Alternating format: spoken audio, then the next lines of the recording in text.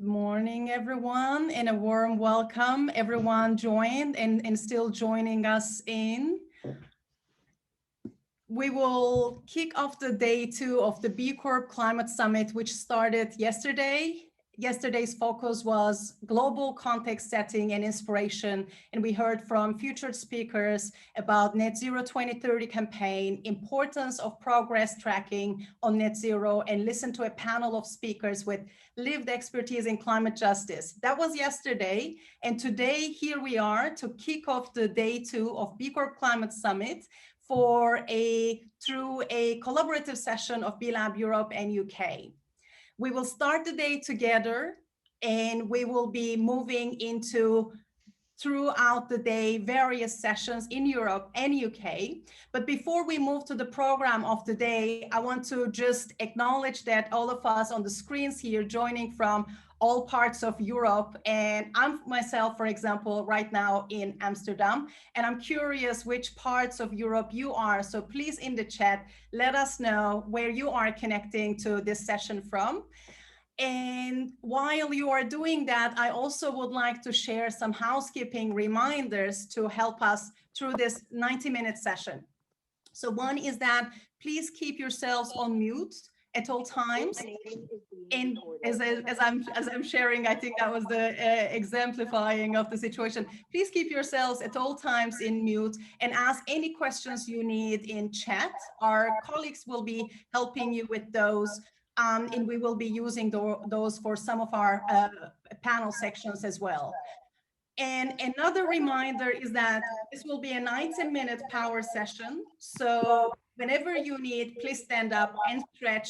Blood circulation is important for good health. So let's make sure that we are staying fit and at the same time staying focused for our session. So now to the program. As I said, yesterday's program was about context setting, global context setting, but today is about practice, insights, action, and peer learning. We've got a great lineup of events for the rest of the day. So after this session, for example, the European program will continue with 4 sessions with B Corps and B Corp friends telling about their climate journey. And then after that, we will have a lunchtime lounge of our Interdependence Coalition, which is shaping policy at a pan-European level. So very excited, tune in for that. In the afternoon, we will continue with 2 parallel sessions, one on effective climate communications and one on how to measure Scope 3 emissions. We know that Scope 3 is a hot topic for a lot of people, so excited about that. In both of these sessions, we will have B Corp guests and experts joining us to share about their perspectives and experiences. For Europe, the day will end with a session on how to take collective action. We will have a community engagement session to set up ourselves for more collective working and collaboration on this climate journey at the end of the day. So that's the program of Europe. And obviously, all of this work that happened until now couldn't be possible without all of our colleagues across Europe. So I want to acknowledge and thank all of them for creating this space together with us. We're a big B Lab family across Europe. And to move to the UK program now, the Director of Programs and Engagement of B Lab UK, my B Lab UK colleague, Kate, would you tell us about what's going to happen in the UK program today? Yes, and thanks, Elise. And you'll notice that there are 2 different agendas for today. And the reason is because we decided to unite with our European colleagues as we miss them so much and join for this first session. So that's the reason why there's 2 different agendas that we'll talk through. And I don't know if the slide is advanced, but it hasn't. Okay, great. Brilliant. So our agenda for the rest of the day is obviously kicking off with this session. And then we're going to be joined by Shami and Love, who's going to be talking about activist business and going to the edge. Then we'll have a lunch break. Then kind of with 3 different B Corps talking about taking climate action. We'll have an update from the UK B Corp Climate Collective and our 3 working groups that we have, and also some initiatives that we're launching ahead of COP26. And then we'll be closing with measuring your digital carbon footprint. And we've partnered with Business Declares, and we'll also be hearing from another B Corp as well, who's kind of leading in that space. So moving on, because I know we don't have that much time, I just wanted to also acknowledge the team that have been heavily involved in organising our part of this summit. And that has been instrumental. Now you'll see this isn't the whole of the UK team, but it are the people who've been involved in it. But the main person who isn't speaking this morning, but will be speaking later, is Catherine Draper. And she has been doing a huge amount of work to doing that. So massive kudos to Catherine for bringing this all together.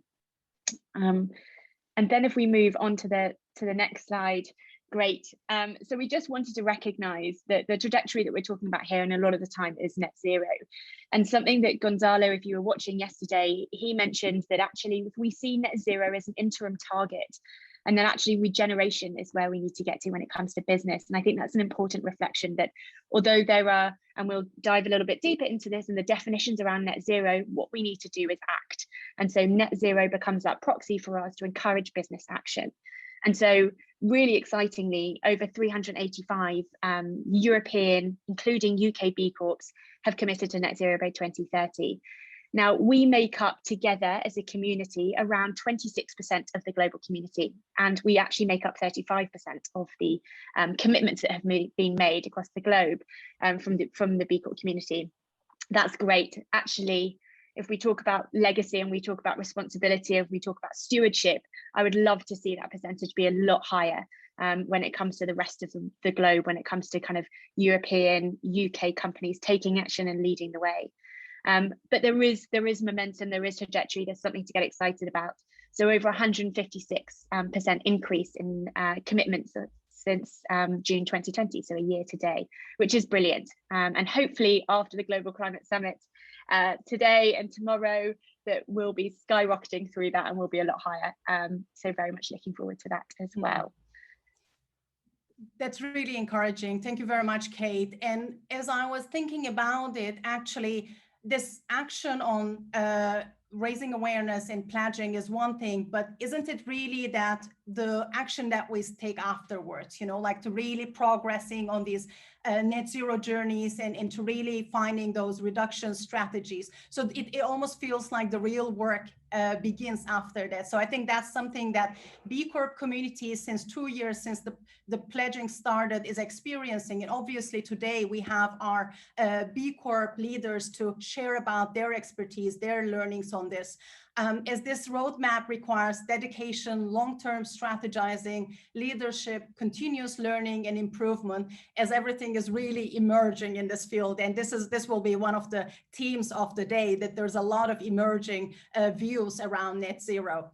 Well, this kickoff session is really meant to help everyone to understand what are the evolving aspects, questions around net zero. In a moment, we will have a first panel with Chiesi Pharmaceuticals and Innocent Drinks to talk about their net zero roadmaps and how they are strategizing and innovating towards this. And after that, we will move into a second panel with experts from Oxford Net Zero, Carbon 4, and South Pole. This expert panel will have a discussion around emerging questions on net zero and some controversies also rising around it, as we hear from our community very often that there's a lot happening ongoingly. So how can we really understand what's the direction and what are the right learning aspects that we should be focusing on? So shall we get started with our first panel? I would like to introduce are 2 B Corps who are serious at studying and road mapping for net zero. And not only that, they also take bold action. So we have today here Douglas Lamont from Innocent Drinks and Maria Paolo Chiesi from Chiesi Pharmaceuticals. While they're joining me on the stage, some intro words about our speakers. Douglas was appointed Innocent CEO in 2014, having joined the company in 2006. He is a passionate advocate for building businesses that balance people, profit, and planet. Under his leadership, Innocent became a B Corp in 2018 and pledged to be net zero by 2030 or sooner. In 2020, Douglas was appointed co-chair of the Better Business Act, a coalition of more than 500 UK businesses that are campaigning for changes to company law that would see directors having clearer legal responsibility to balance their commitment to people, planet, as well as shareholders. Maria Paolo has been Director of Shared Value and Sustainability at Chiesi Pharmaceuticals since 2015. She also guided the company towards B Corp certification and its transformation into a benefit corporation in 2018. She is also the CEO of Chilometro Verde Parma, a social enterprise devoted to afforestation projects in the Parma province, northern Italy. She is co-founder and vice president of the Regenerative Society Foundation, a nonprofit organization which promotes the transformation of the society towards a regenerative socioeconomic model. So you see that we really got expert speakers, B Corp leaders today. Welcome, Maria Paula and Douglas. Thank you very much for joining us today. To start with, we will first hear brief presentations from each of you to hear about this overview of your work around net zero in your respective companies. But maybe first, and then we will have some questions, but maybe to start with Douglas first, with you to hear about how has Innocent have been thinking about net zero in the past years and strategizing, and you have especially an exciting plan in Rotterdam happening. If you can also share with us how you are aiming to contribute to carbon neutrality through this project. Thanks, Elise. First of all, just a warm welcome to everybody. As Innocent, we are so proud to be a B Corp, and being part of this community has been, I think, such a great experience for us as a company, and just that collaboration and openness and sharing that we get and the learnings we get from all the other B Corps has been so powerful for us as a company. So, delighted to be here to share a little bit back, but we've got a lot of energy from being a B Corp and the community at the heart of it. So yeah, if you move on to the next slide, basically our purpose as a company is to make natural food and drink to help people and the planet live well and die old. And ultimately, if the heart of your purpose is balancing people and the planet, you have to be really clear about what your commitments to net zero are in today's world. We all know we've got a climate crisis. How we show up, how we act against that is really important. So sort of on the planet side, we've got sort of three big buckets in the way that we think about it. What are we doing about climate change? CO2 action, in particular. For us, we're obviously a big food supply chain, agricultural fruit sourcing around the world, and making sure that we're championing farmers around the world is really important too. And clearly, in a world where recycling is incredibly important, making sure that we're really being activists about the circular economy and really driving into those spaces. That's the sort of framework that we look at things through.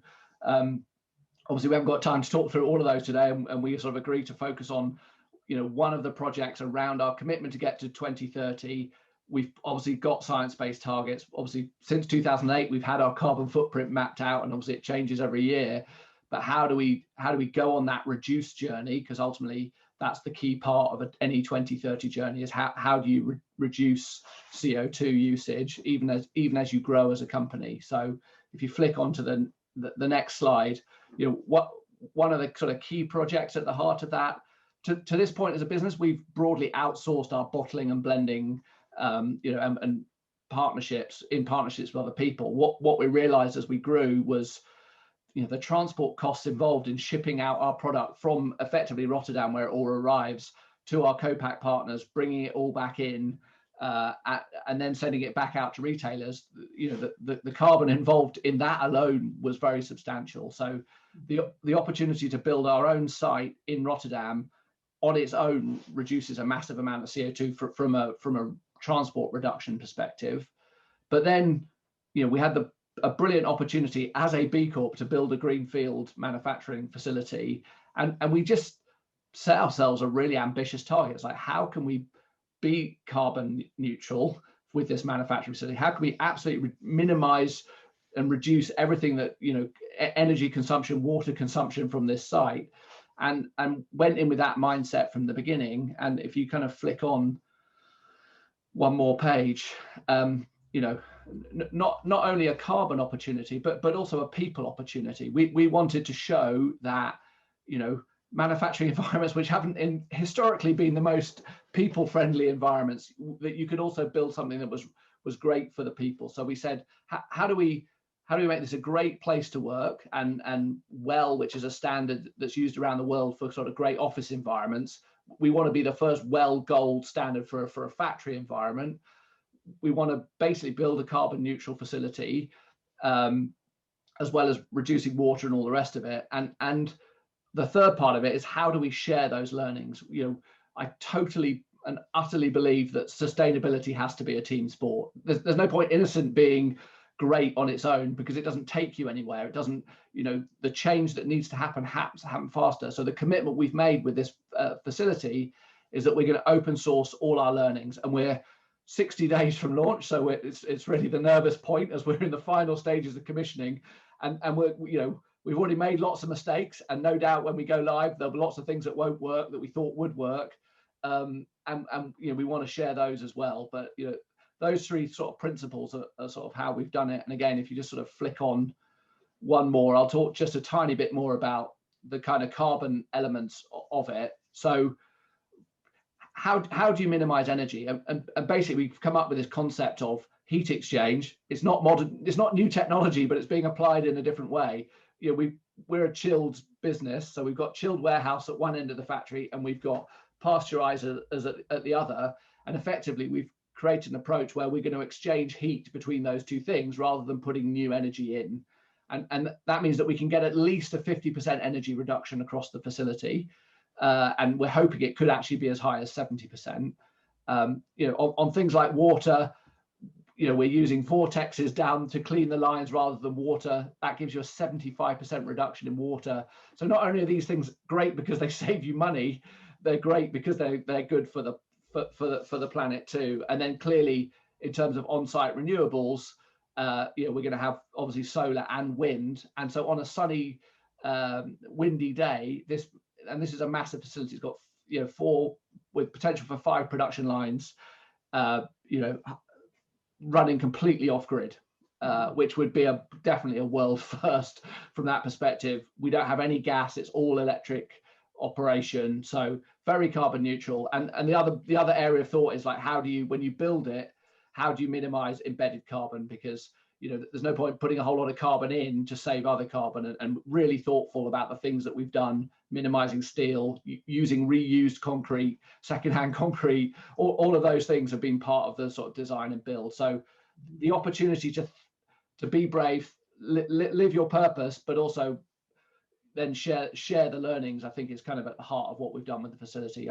I'm not sure if you flick on one more, I think that might be the end of it, but I won't go on because I know we haven't got a lot of time. But these things are about mindset, and you know, bringing that from the beginning and being bold, you know, means that hopefully we can have a world leading facility that then others can copy, hopefully as quickly as possible.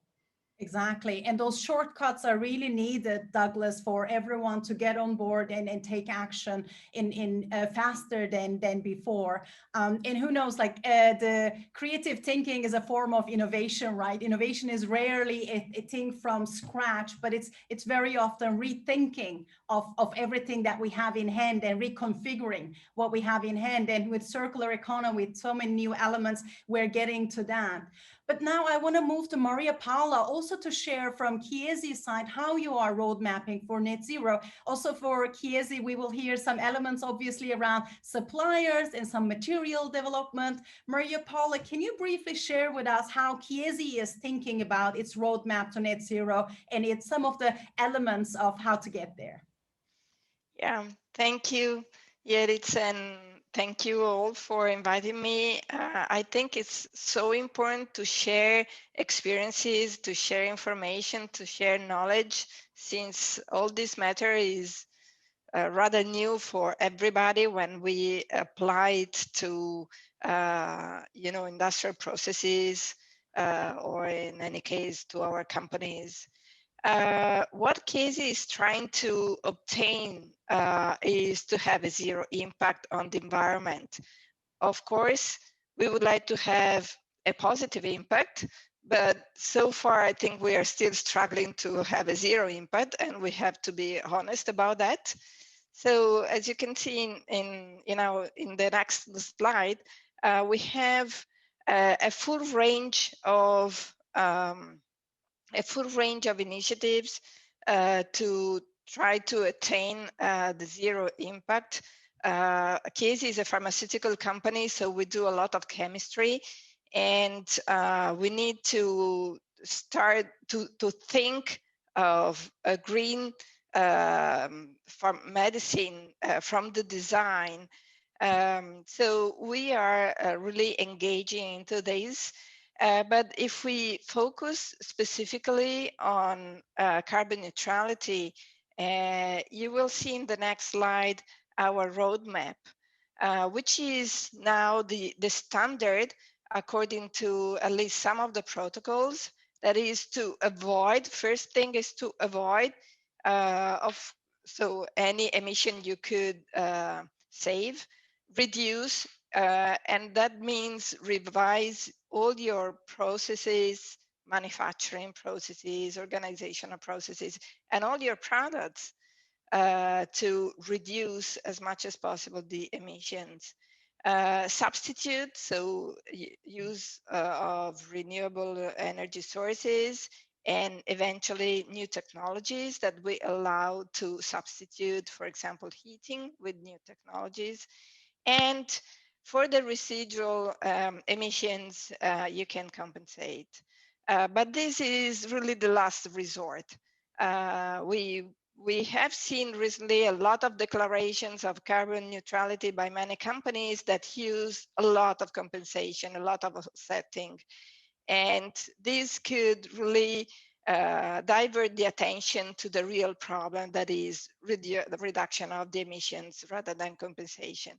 We have recently submitted our targets for reduction to the Science-Based Targets initiatives. We will disclose our full emissions at the CDP.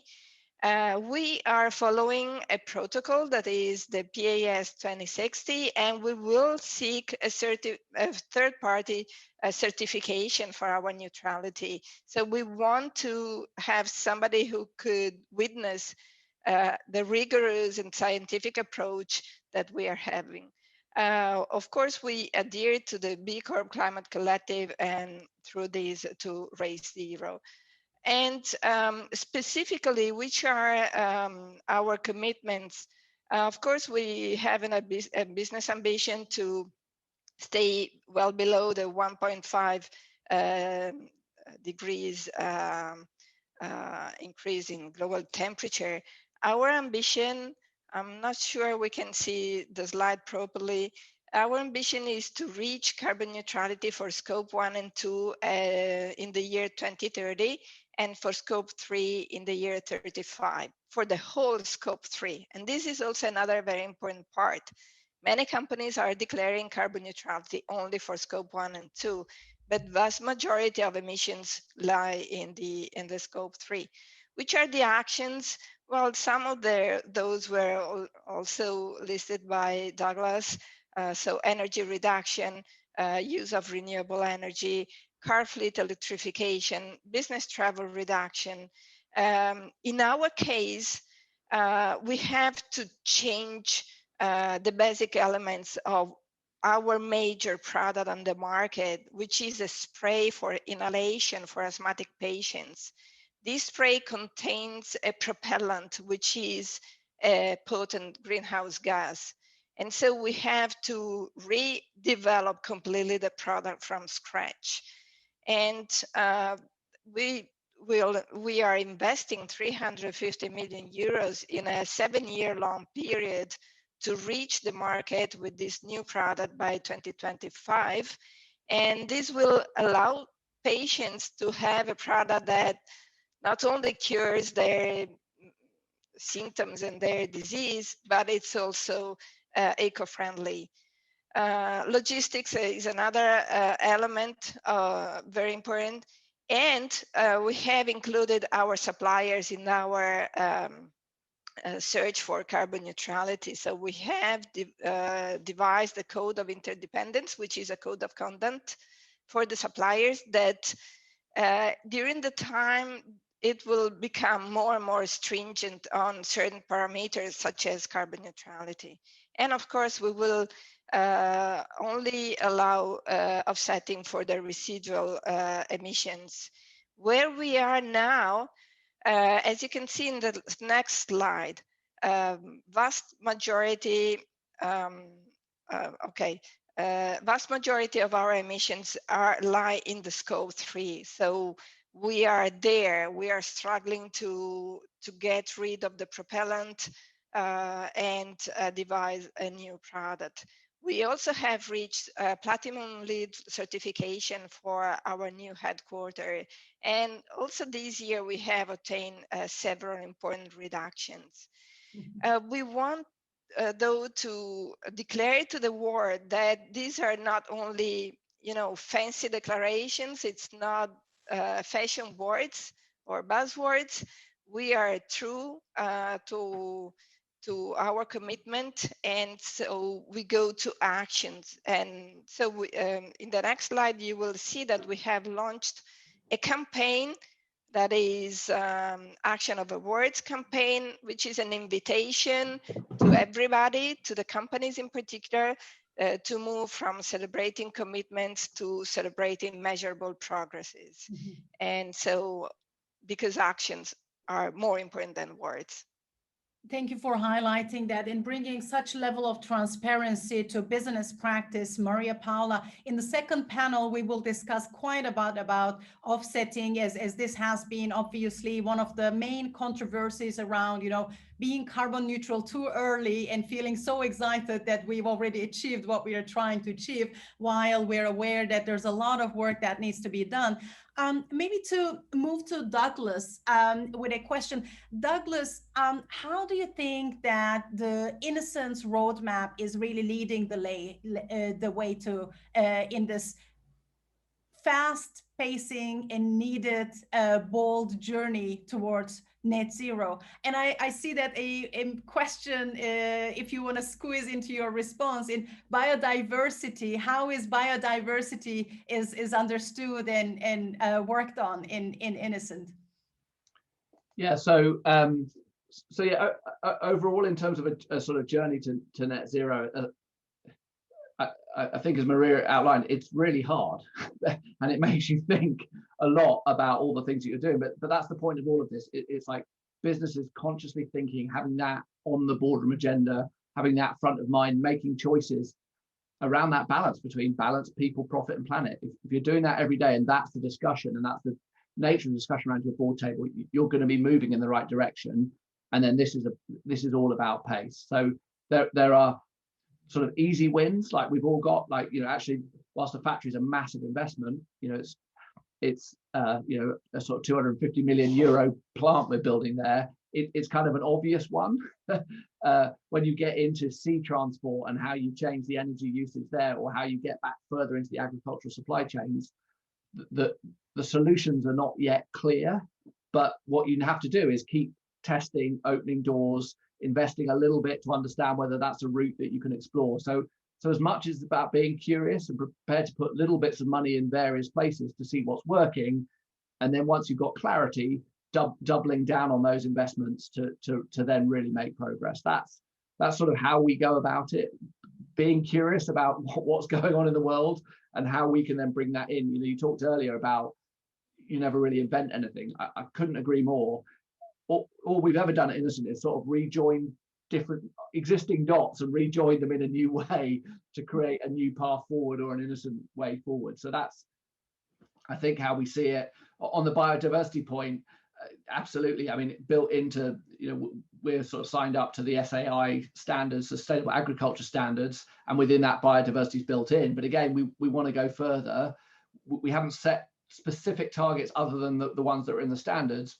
But what we're doing right now is exactly that. We're being curious. We're investing in various projects, as well as we've got a pitch out at the moment for farmers to apply to us for projects they want to do around biodiversity that we will fund. And hopefully from those projects, we will get learnings that then might give us a clearer, right, we're going to really double down and invest behind this element on biodiversity, because obviously with an agricultural supply chain that's so diverse, we've got loads of biodiversity questions all over the place. And so we're, I guess, in explore phase at this point, but are we committed to increasing biodiversity? Absolutely.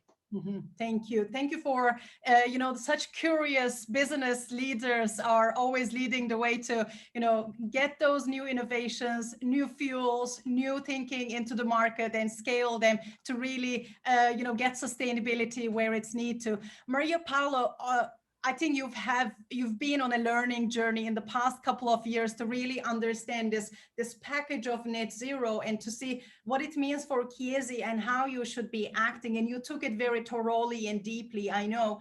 As we discussed about this with you, can you share maybe from some of your learnings in this process? Because these end products of strategies are very important to know, but that process of how do you get to a strategy is so needed by others to be able to embrace a similar approach and embrace, learn from the experiences that you've been through. Yeah, that's a critical point. Well, first thing, as Douglas said, doing this thing is very difficult. So we recognized at the beginning that we lacked the competencies. We had the resources, but we didn't know exactly what to do. And we didn't have people that were knowledgeable enough inside the company. So we had to start from building up our competencies. We had to hire consultants because we didn't have the knowledge internally.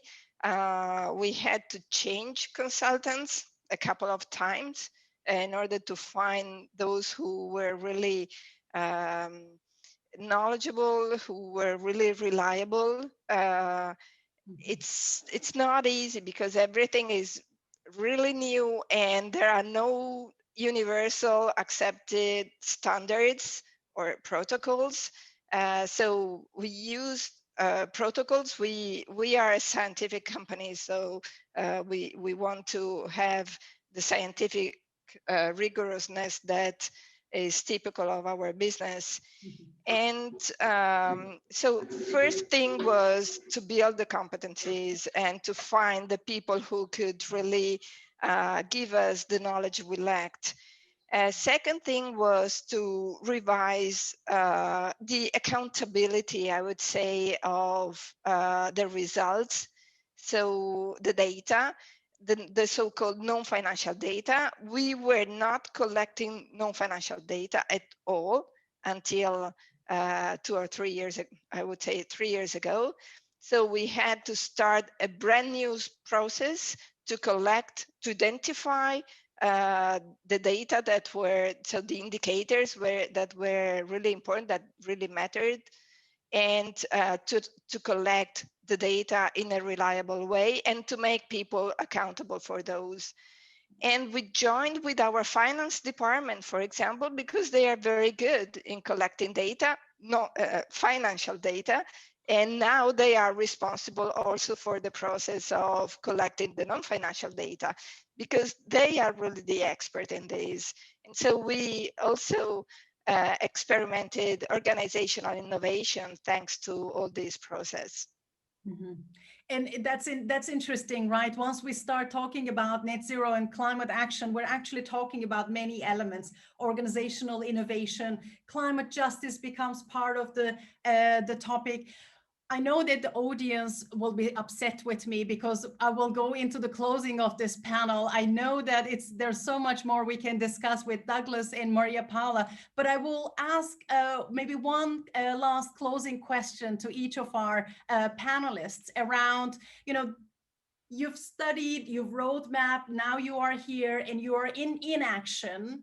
And maybe from this moment on, to each of you, Douglas and Maria Paula, what excites you about your, in net zero, as you shared, it's not an easy thing. You are leading the way, and anyone leading the way isn't in a tough situation very often.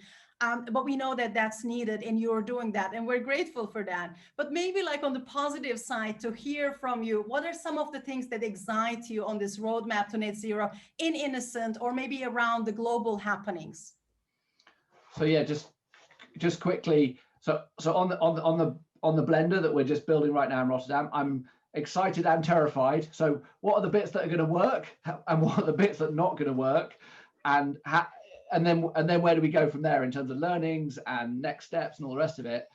And then more broadly, the things that excite me are the things that I don't know the answers to yet. And all those feelers, all that curiosity we've got out there at the moment, I'm always interested, right?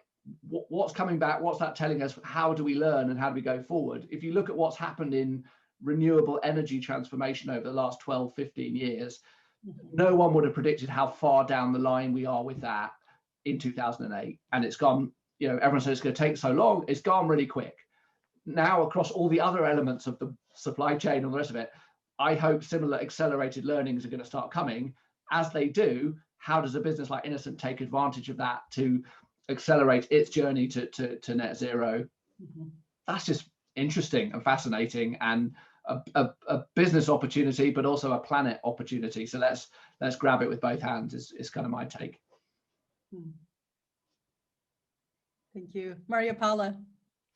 Yeah, well, I think I'm excited by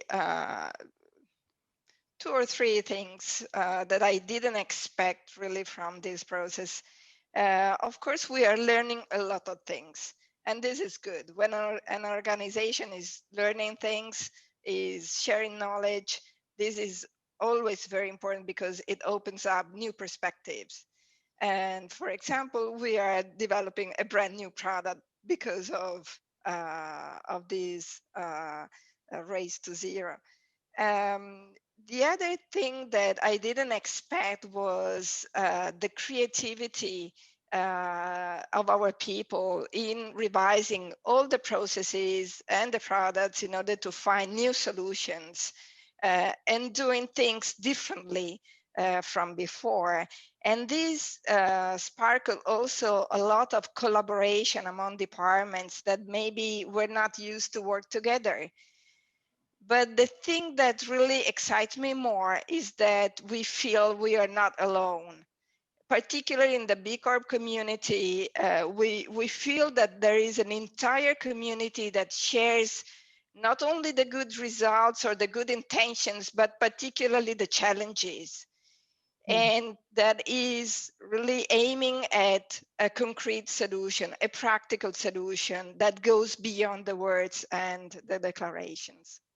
Thank you very much, Maria Paula. The work is really collective. It's about all of us committing and being in this together. And we're so grateful to have our B Corps like yourselves to be in this journey and be so willing to share and raise the bar continuously and be honest with that process. It's all a continuous improvement journey, as we say in the B Corp community, right? So thank you very much for exemplifying that to our audience today. In the second panel, you might find also interesting, we will be talking about some of those controversies and evolving questions around net zero.